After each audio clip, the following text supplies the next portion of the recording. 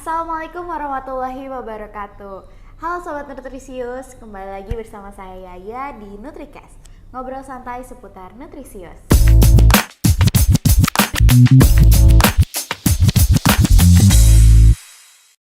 Kali ini kita akan membahas salah satu departemen yang mungkin jarang terlihat tapi punya peran besar dalam kelancaran operasional perusahaan, yaitu supply chain. Nah, di sini hari ini saya sudah bersama Bapak Rinaldi selaku SPV Supply Chain di PT Nutrisius Sari Persada. Apa kabar Pak hari ini? Alhamdulillah baik. Nah, sebelum kita masuk lebih jauh, sebenarnya apa sih supply chain itu? Supply chain ini bisa dibilang sebagai jantungnya perusahaan ya. Kalau bisa dibilang sih dia itu yang mengelola dari perencanaan, kebutuhan bahan baku sampai dengan produk jadi. Jadi kalau misalkan di Maklon ini kita terlepas dari produksinya, namun kita memantau untuk pergerakan produksi kita udah sampai mana sih, dari kita pemesanan bahan baku sampai proses barang jadi. Seperti itu sih. Baik, setelah kita tahu pengertian apa itu supply chain, nah tugas utama dari supply chain itu apa Pak? Kalau tugas utama itu dari supply chain pastinya untuk perencanaan kebutuhan bahan baku, perencanaan kemasan, sampai dengan perencanaan jadwal produksi. Jadi kalau di supply chain itu kita harus estimasiin nih, misalkan kebutuhan dari tim sales berapa, kita harus menghitung juga kebutuhan bahan baku, bahan kemasnya, sampai dengan foil segala macam. Itu kita perlukan karena estimasi pemakaian kita tuh bisa meminimalisir untuk terjadinya dead stock. Mengapa perencanaan bahan baku itu penting bagi industri Maklon, khususnya seperti PT Nutrisius Sari Persada ini? Pastinya penting ya, karena kita memastikan untuk perencanaan pengadaan ini sesuai dengan kapasitas kita.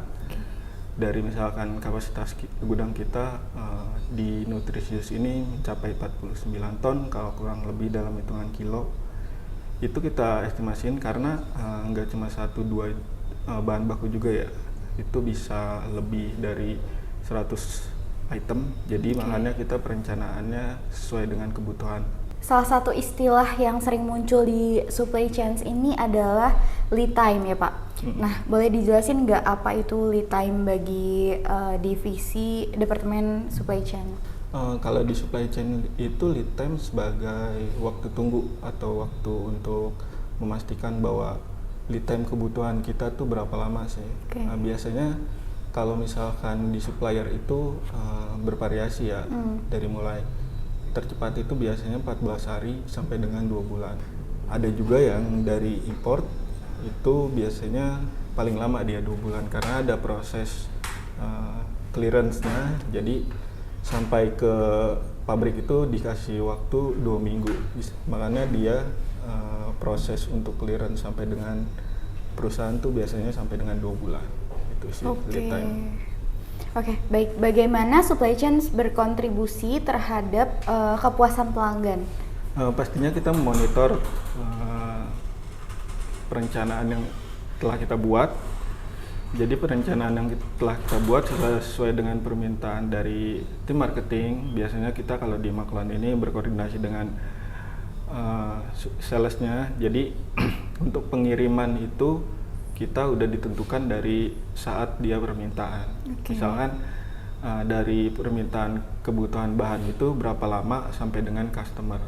Biasanya itu kan kalau misalkan terlama itu sampai dengan 2 bulan. Dengan lead time jadwal produksi itu selama 14 hari. Biasanya kita info ketersediaan bahannya berapa, ready-nya, lalu sampai dengan ke customer itu selesainya kapan. Jadi kita harus memastikan juga dari perencanaan kita sampai dengan customer itu benar-benar smooth. Jadi kepuasan pelanggan terhadap supply chain itu berpengaruh agar tidak terjadinya lead time tadi. Jadi tidak ada waktu tunggu yang terbuang. Oke, kalau supply chain ini tidak dikelola dengan baik, resiko apa yang akan terjadi bagi perusahaan? Oke, resikonya itu pasti ada keterlambatan produksi ya. Jadi makanya dari perencanaan awal kita harus mastiin dulu kebutuhan bahan baku kita, bahan kemas kita itu udah sesuai. Jadi Jika misalkan dikelola dengan baik, hasilnya bakalan lebih baik. Baik, nih Pak, kan supply chain itu dengan produksi merupakan departemen yang saling berkaitan. Nah, bagaimana hubungan kerja antara keduanya agar target produksi dapat tercapai? Pastinya ada koordinasi intens antara PPIC atau supply chain dengan tim produksi. Oke. Jadi kita monitor untuk progres jadwal produksi kita, apakah sudah sesuai dengan estimasi penyelesaian sampai dengan barang jadi tersebut. Jadi kita harus koordinasi dengan tim produksi. Kalau misalkan ada kendala, pastinya tim produksi info ke PPIC. Jadi PPIC sudah menyiapkan untuk plan A, plan B-nya, seperti itu sih. Bagaimana perusahaan mengukur keberhasilan kinerja tim supply chain atau indikator apa yang biasanya digunakan? Pastinya dari tim supply chain ada pengukuran nilai persediaan. Jadi nilai persediaan kita pasti ada batasannya dari manajemen ya. Jadi di kita itu target ketersediaan bahan baku, bahan kemas itu mencapai 4M. Jadi bagaimana caranya kita meminimalisir untuk tidak melebihi dari 4M tersebut untuk meminimalisir adanya di stok di kemudian hari. Oke. Terakhir nih Pak, bagaimana supply chain dapat membantu perusahaan mencapai efisiensi biaya sekaligus meningkatkan profitabilitas bisnis? Pastinya dari perencanaan pembelian yang tepat ya. Lalu negosiasi harga pastinya dibandingkan dengan satu supplier lain. Oke. Itu biasanya kita koordinasi dengan purchasing sih. Adanya supplier A dan supplier B itu menjadi pembanding. Nah, di pembanding harga murah ini kita juga dapat save ya buat perusahaan. Lalu di pengendalian persediaannya itu optimal. Jadi pengurangan pemborosan bahan baku itu lebih meminimalisir dari pemakaiannya.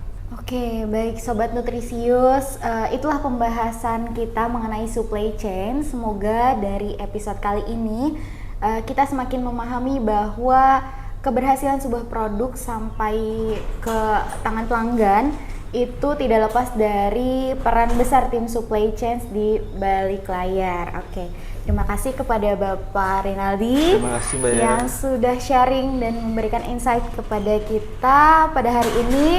Sampai jumpa di episode berikutnya dengan topik yang menarik lainnya tentunya.